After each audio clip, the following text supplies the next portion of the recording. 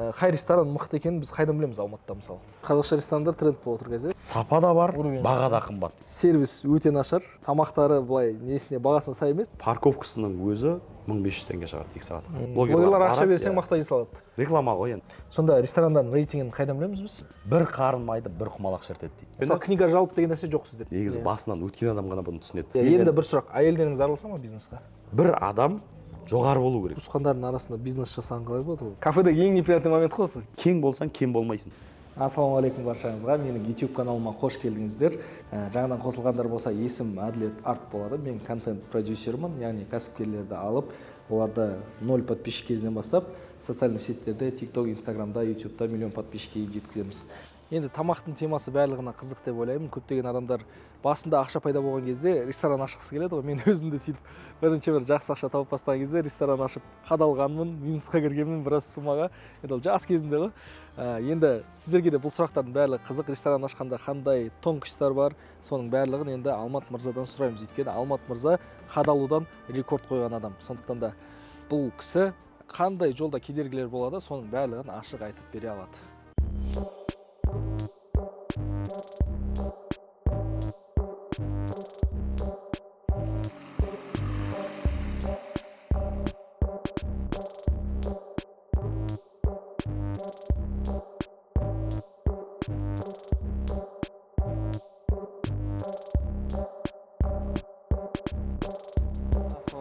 Уалейкум ассалам, Әділет бауырым, Қош келдің.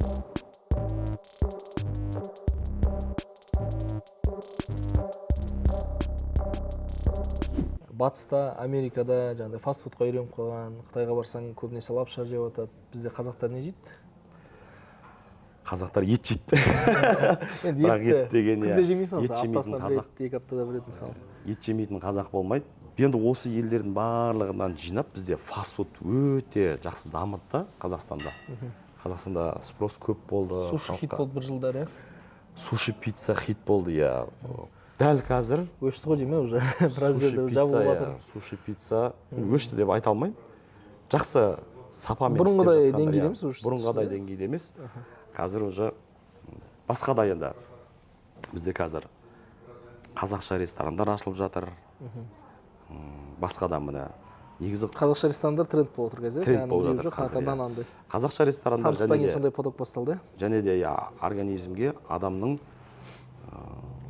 организміне пайдалы тамақтар қазір жақсы дамып жатыр. Организмге пайдалы ол не? Балық па? Ол балық. Кореяда мен білетін бойынша олар көбінесе балық жейді да. Балыққа үйреніп қойған, сондықтан олар бір 50-дегі, 60-дағы апалар болса да жас көрінеді да. Актрисалары, модельдеріміз жас та, мысалы, енді еркектері де олар балыққа үйреніп қойған дейді да. Өйткені жаңа Кореяда тұрып келген досым бар, 5 жыл сол айтады, олар тек қана балық жейді дейді да. Бізде қазақтар ет жейміз да. Етке үйреніп қойған. Енді біз балық жеп өмір сүре аламыз ба мысалы? Әрине өмір сүре аламыз. Бір айда жоқ дегенде, жоқ ең аз дегенде аптасына бір рет балық жеп тұрсаң, ол организмге өте пайдалы. Мына балықта жоқ, тек қана балық жеп ше, мысалы, біз етке үйреніп қойғанбыз ғой, мысалы, етте витамин көп деп ше, мысалы. Тек қана балықпен өмір сүруге болады және керемет болады. Мен кеңес беремін. Бұл енді балықта қуырылған, асылған, отта піскен сорпалары бар. Керемет, ол жерде витаминнің өте түрі көп. Теріге де пайдалы, зрениеге де пайдалы, көзге, сүйекке де пайдалы, тіске де пайдалы. Бүткіл адамның организміне пайдалы витаминнің бәрі балықта. Адамның денсаулығына қойдың немесе жылқының еті пайдалы ма, әлде балық пайдалырақ па? Балық пайдалырақ. Әрине балық пайдалырақ. Өйткені ет ауыр тамақ қой. Етті түскі асқа жесең, кешке дейін сіңіп, кешке сорпа ішсең. Біз еще етті андай кешке қарай ужинға жеп, тойып ұйықтаймыз ғой. Иә, сразу. Коланы ішіп. Тамаққа тойып алғаннан кейін ұйқың келеді ғой. Құлайсың ғой, шаршағаннан кейінше. Негізі дұрыс айтасың, жаңағы Японияда, Кореяда беттері жылтырап, жап-жас болып тұрады. Елу деп айтпайсың. Ешқандай нәрсе жоқ қой бет. Иә, бет деген жылтырап тұрады. Оның себебі күріш. Күріш жей беру керек, балық жеу керек, пайдалы тамақтар. Күріш негізі былай палау болып піскен күріш емес, тұзсыз, кәдімгідей суға піскен күрішті күніне 5 қасық жесең, ішкі организм бәрін тазалайды.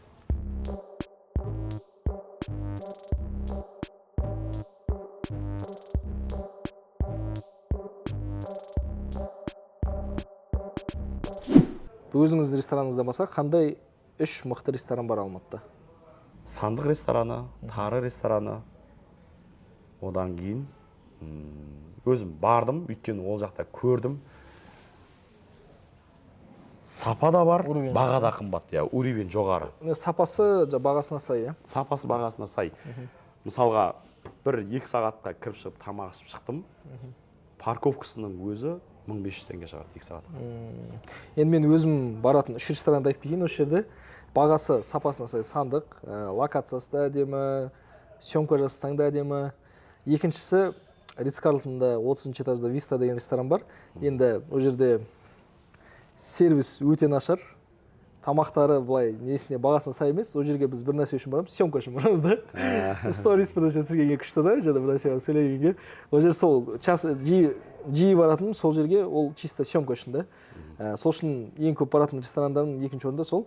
Үшіншісі енді бізде тамақ жағынан мықты болатын ол Нават ресторан, иә. Қалада бір барлық жерде қанша точкасы болса да сапалары бірдей да бәрінде.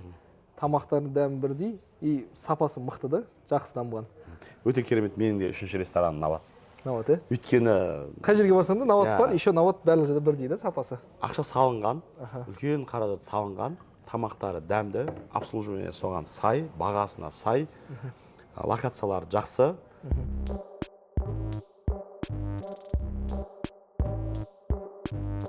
Адам ресторанға барғысы келеді да, әйелмен барғысы келеді, анасымен барғысы келеді, отбасымен барғысы келеді. Қай ресторан мықты екенін біз қайдан білеміз Алматыда мысалы? Енді былай ресторанның жағдайын тексеретін, жаңағыдай качествосын тексеретін критиктар жоқ. Блогерлардан ғана көреміз. Блогерлар ақша берсең мақта жасалады. Реклама ғой енді. Ақшасын береді, реклама жасайды, мына жер мықты екен деп.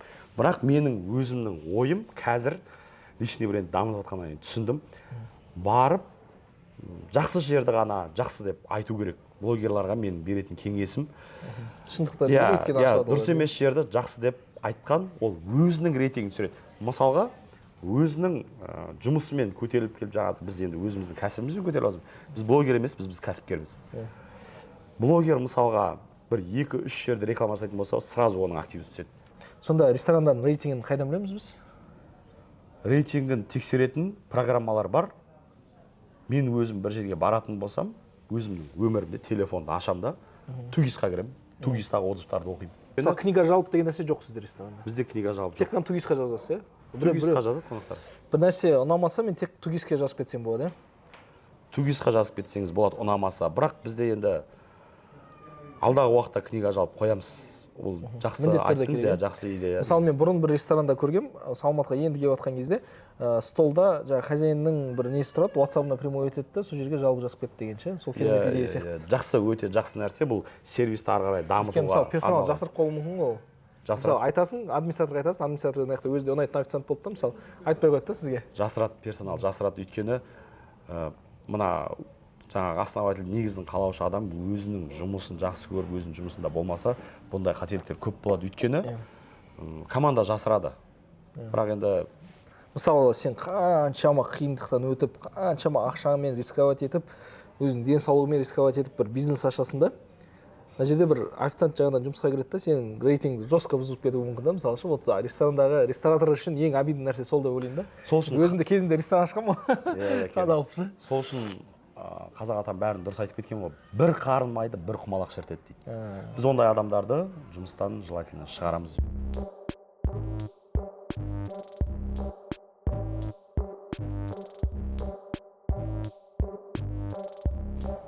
Менің артымнан қолдап, артымнан итеріп, маған поддержка беріп жүргенде осы інім ғой. Енді туысқандардың арасында бизнес жасаған қалай болады ол? Мысалы, көбінесе туысқандар бірге бизнес жасап, қырылып кетіп жатады ғой. Анда екі жақын бауырлар, осы қазіргі уақытта ең хит болып жатқан темалардың бірі ғой негізі. Бауырлар бірге бизнес ашады, екеуі екі жақта уже араласпай кететіндей болады. Туған бауырлар кейде, анда ең жақын достар бірге ашып қырылып кетіп жатады деген сияқты. Ол қалай болады туысқандардың арасында? Бұл жерде мен айтар едім, ең маңызды бір адам жоғары болу керек. Бір адамда, жаңа айтамыз ғой, развитие жағында жүру керек. Сөйлеу керек, сөзі өту керек. Командасын басқарылатын адам болу керек. Ал екінші адам сәл төмен болу керек. Тыңдау керек ол. Тыңдау керек, иә. Сол кезде енді ол сол моментте пайда болады, мынандай ұрыс керіс деген. ол кішкене жіберіп өзіміз ғой, бауырым ғой деген сияқты, кешіре салады деген сияқты, екеуі де шешім қабылдай берген кезде проблема болады. Иә. Екеуі басшысы тағайындамайды бір-біріне. Иә, бір адам жоғары болып, бір адам төмен болса, бірақ төмен адам өзі жаңағыдай сабырлықпен осы моментте жарайды, көнейін, бірақ менікі дұрыс болып тұр деп ойласа да, кейін бұл әңгімені шешуге болады. Жай отырған кезде ше. Ал екеуі былай спорласып, екеуі тең дәрежеде, екеуінің ойы екі жақтан болып, ол ешқашан кәсіпке ары қарай дамымайды. Яғни екі адам бірдей өзін санаған кезде уже проблема басталады. Иә, проблема басталады. Осы кезде бір уақытта болмаса да бір уақыт келеді өзіне, бір қырылатын. Иә, өте дұрыс айтасың. Бір адам бәрін бағындыру керек, бір адам сөзі өту керек, қасындағы командасы қолдау керек. Бірақ дұрыс емес жерін кейін отырып шешіп алса болады.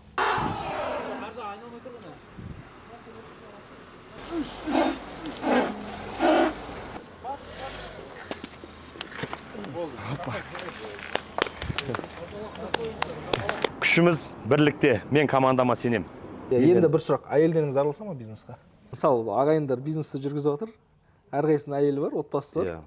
Ол жерде қалай болады деймін да. Мен мысалы өзім жақындарымды жолатпаймын да, өзім темаларыма, мен андай өзім достарым болсын, бауырларымыз талай келгем да, енді андай келіспеушіліктер болып қалып, содан қазіргі уақытта өзім жақсы араласатын бауырым болса, мысалы жақсы араласатын бауырым болса, оған чисто кешке кездесіп өзіміз дружеский темаларды айтамыз, бизнеспен вообще не істемейміз да, өйтіп жолатпаймын да ондай темаларды. Өте керемет, аузы күйген үрлеп ішеді дейді. Негізі басынан өткен адам ғана бұны түсінеді.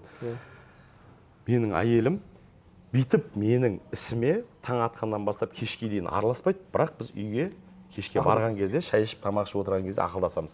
Өйткені әйел адамның қолдауы кәсіптегі жігітке өте керек нәрсе. Ата-ананың қолдауы бөлек, бауырдың қолдауы бөлек, әйел адамның қолдауы өте бөлек.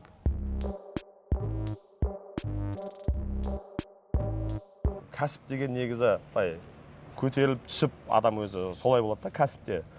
Қанша уақыт жұмыс істеп, сразу көтерілгендер бір құлаған кезде қайттан аяқтан тұру өте қиын болады. Сол үшін былай жайдан басталады.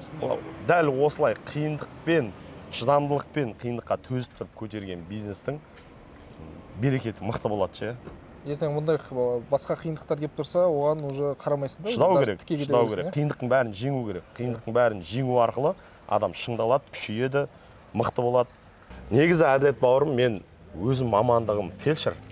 9 жыл жұмыс істеген өзім мамандығым бойынша, қала 2010 жыл бардым жұмысқа. Бірақ осы менде енді айлық жұмыс болғаннан кейін, айлық табысы өте төмен болғаннан кейін мен қосымша жұмыс істедім. Қалаға шығып таксовать еттім, курьер болдым. Осы 2016 жылы, міне 9 жыл болды. 2016 жылы фастфудта Алматы Роллс деген компания болатын. 2016 жылы сол жерге жұмысшы болып кірдім, курьер болып. Сол жерден мен мықты опыт алдым. Бірақ ол кезде төлейтін ақша өте аз болды.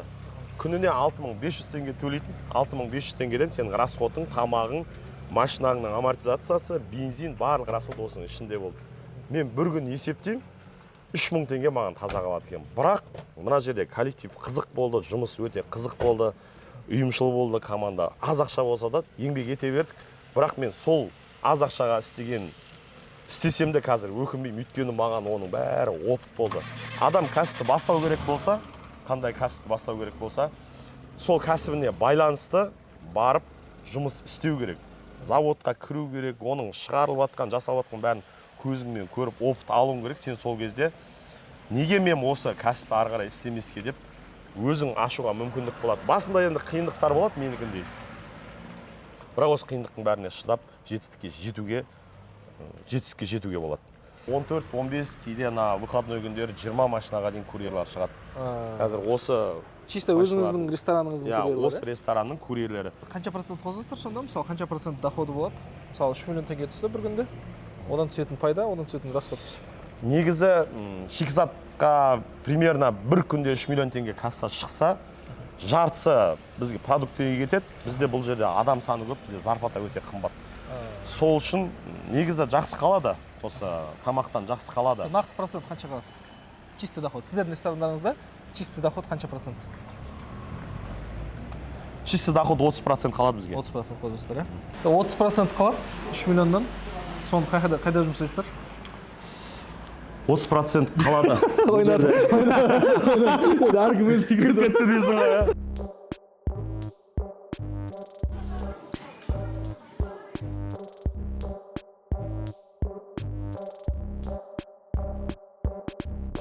сіз жалпы мені қаяқтан тауып алдыңыз? Мен осы услугамды сатып алу үшін мені қайдан таныдыңыз? Ол да керемет қызық болды.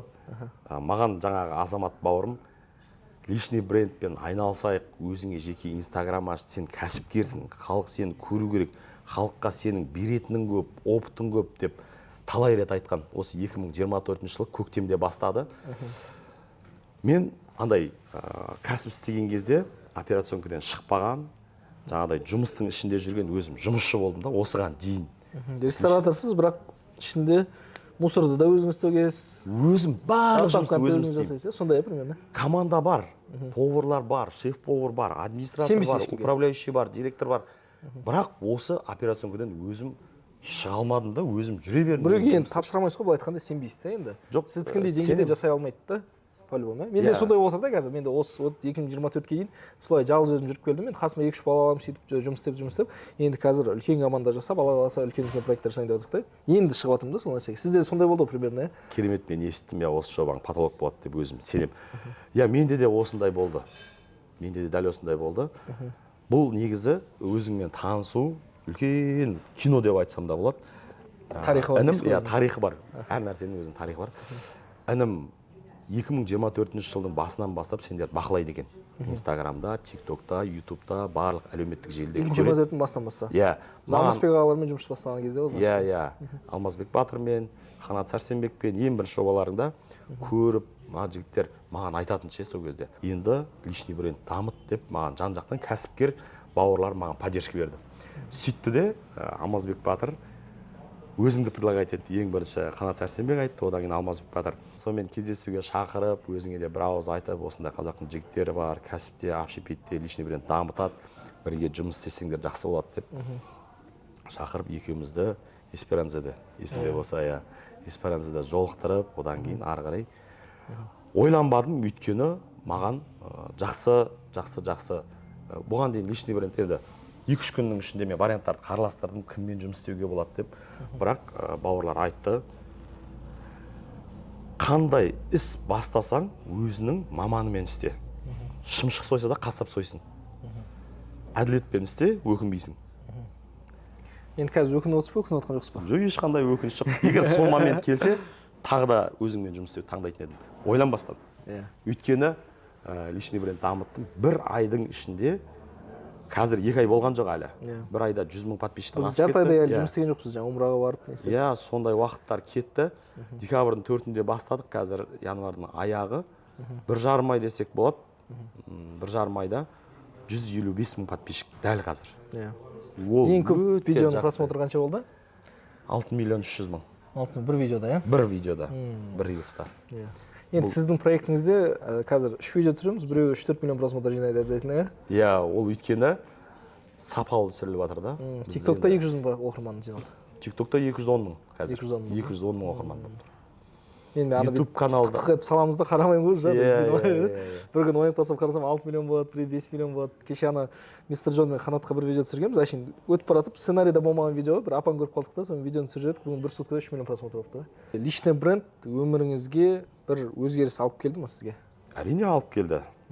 Бұл енді мен білем, личный бренд сразу мына халыққа танылған кезде результат бермейді. Ол личный бренд дамыттың ба қазір? Ешкімге кеш емес.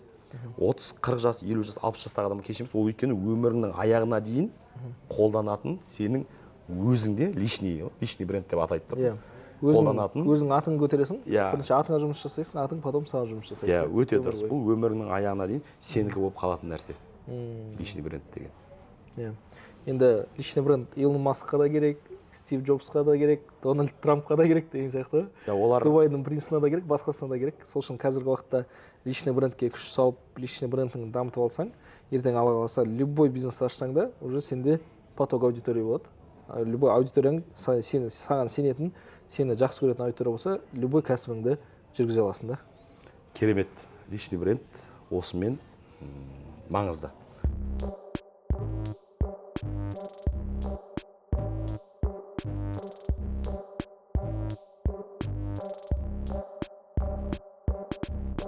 Алдында естіп қалдым, таргетке сіздер көп жібергенсіздер. Мен өзімнен де шыққан. Андай бір айда мысалы зал толық отыру үшін айына қанша теңге жұмсау керек таргетке? мысалы ресторан недашылықта ешкім білмейді, оны жақта балық сататын ешкім білмейді, адамдар өтіп кетуі мүмкін, бірақ білмейді да мына жерде балық сатылатынын. Сіз оны инстаграм арқылы шақырасыз ғой тек қана. И сол таргетке қанша теңге жұмсау керек, чтобы полный зал болу үшін? Ең бірінші мен ашылған кезде, құрылған балық ресторан ашқан кезде Инстаграм, ТикТок 2 әлеуметтік желіге күніне 150 мың теңгеден, енді біреуін 3 күнде жібересің, біреуін 2 күн жібересің, Инстаграм мен ТикТокқа бөлген кезде күніне 150 мың теңгеден салдым. Бұлай енді анық өзімнен ондай ақша шықты деп айта алмаймын. Бұлай есептесең күніне 150 мың теңгесімен 4,5 миллион теңге ақша болады ғой. Айына, Примерно бір 3 миллион, 3,5 миллион теңге ақша салдым. Таргетке. Бір айда, таргетке. Ол анау жаңағы түсіретін жігіттің қызметі бөлек, басқа мысалы мобилографтар, олар санамағанда просто таргетке кететін бюджет, Иә, бұл жаңағы маркетологтың, SMM-шіктің жұмыстарынан бөлек, обзорщиктардан бөлек, тамақты обзор жасайды ғой, келіп көрсетеді, мысалға тамақпен обзор жасайтын қазір көп қой Инстаграмда, ТикТокта. Сонда жігіттер олардан бөлек чисто таргетке кеткен сумма осындай болды. Сонда айына бір айда примерно в среднем 4 миллион жұмсайтын болса, ресторан тола ма? Толады, бірақ сапамен клиенттерді ұстап қалу керек. Адам слишком көп болған кезде, толып тұрған кезде уже качество бұзылып кетуі мүмкін. Бұзылады, өйткені персонал үлгермейді. Халық келген кезде сен сол халықты ұстап қалу үшін мықты жұмыс істеуің керек. Мықты жұмыс істей алмадың ба, ол сен рекламаң ауаға кетті деген сөз ғой. Сен салған ақшаң суға кетті деген сөз. Клиенттер риза емес болып кетсе, бұл сенде клиент қалмайды, сен реклама бере бер, пайдасы жоқ. Мысалы, таргеттің өзіне бір ресторанға айына 4 миллион теңге кететін болса, ол қаншама айлық төлейсіздер, қаншама мына жерде расходтар бар ғой, енді аренда бар, басқасы бар.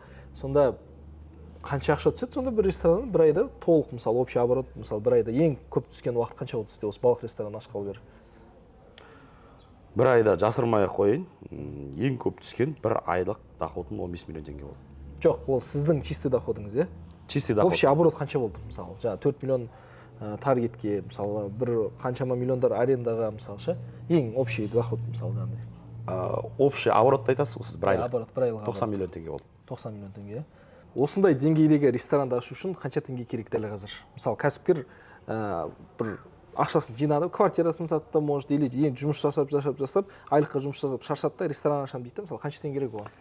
Дәл осындай ресторан ашу үшін 50 миллион теңге керек. Мен оны есептеп қойдым. Ол қай кетеді 50 миллион? 50 миллион теңге помещение арендаға алады, ішін жасайды. Депозитін төлейді еще? Депозитін төлейді. Алдын ала бір айға андай ертең шығатын кезде ол ақшаны қайтарып береді. Қазір барлық арендодательдердің бәрі, помещение арендаға беретін кісілердің бәрі депозитпен ғана жұмыс істейді. Барлығы үйреніп алған, квартира болсын, недвижимость, қандай ресторан. Өйткені ол арендаға алып отқан адам ертең бір айдың арендасын төлемей қашып кетуі мүмкін, бір нәрсе сындырып кетуі мүмкін деген сияқты, өздерін защитасы үшін. Бірақ қазір көп деген жаман адамдар бар, андай квартира өткізсе де, ресторан өткізсе де депозитті қайтарып бермейді да. Хотя сен бәрін ровно четко өткізіп жатсың, бірақ саған қайтарып бермейді да. Ондай адамдар көбейіп кетті, оны прямо андай өздеріне пайда қылып көріп алғанда, оның бәрі ертең қайтады ғой өзіне. Әрине. 50 миллион теңге ресторанды арендаға аласың, депозитмен бірге кіресің, ішіндегі интерьерін жасайсың, оборудование аласың, команда жинайсың, рекламаң бар, качествоң бар, осының бәріне мен есептеп қойдым. Интерьер жасайсың деп тұрсыз ғой, ол черновой кремі или мысалы ремонт жасалған ресторанға кіру керек па 50 миллион кету үшін? Черновой ресторан кірсе, ол ремонттың өзіне 50 миллион ғана кетіп қалады ғой? Оны есептеп көрдік, енді отыратын жерін ғана жасау үшін ондай ақша кетпейді. Интерьер деген әдемілікті жасап, жаңағы салу үшін бір ары кетсе 10 миллион теңге кетеді. Уже дайын ресторан болған жерді алған дұрыс қой негізі? Негізі, мен осы ресторан менде дайын болды, бұрын лагманхана болған. Осы іші жасалған, дәл осылай мен бірақ орындықтарды, столдарды қостым да, жаңағы наружный рекламасын жасадым, кухнясын, оборудованиесін өзім алдым, солай кірдім. Негізі дайын ресторан, бұрын ресторан болған помещение алған тиімді. Енді жаңа өзіңіз айтқандай ресторанды ашатын кезде бірінші очередте локация, екінші очередте локация, үшінші орында да локация ғой. Сол үшін енді локацияны іздеген кезде қателеспеу керек, уақыттың, фокустың барлығын сол нәрсеге қою керек. И 50 миллион теңгесі бар адам ресторан ашты мысалы, оған ресторанды ашуға қанша уақыт кетеді? Жаңа локация табу деп отыр ғой мысалы. Локация табуға қанша уақыт кетеді адамда? Уақыт адамның өзінің әрекет еткеніне байланысты. Мысалға басқасында болып сол ашып жатқан ресторанына 100% фокусты бөліп, өзі кірісіп ашатын болса, әрине, бір айдың ішінде, 2 айдың ішінде ашылуға болады. Егер созып жүре беретін болса, 6 айға дейін кетіп қалады. жаңағы құрылыс жұмыстарын деп айтайыншы, соны ертерек бітірсе, қалған уақытта енді поставщик іздеу ашылғаннан кейін өзі келе береді. Негізі 50 миллион теңгесі бар адам дәл осындай ресторан ашу керек десе, мен қолдап көмектесем. Орташа қанша уақыт кетеді? 2 ай ма, 3 ай ма? 2 ай.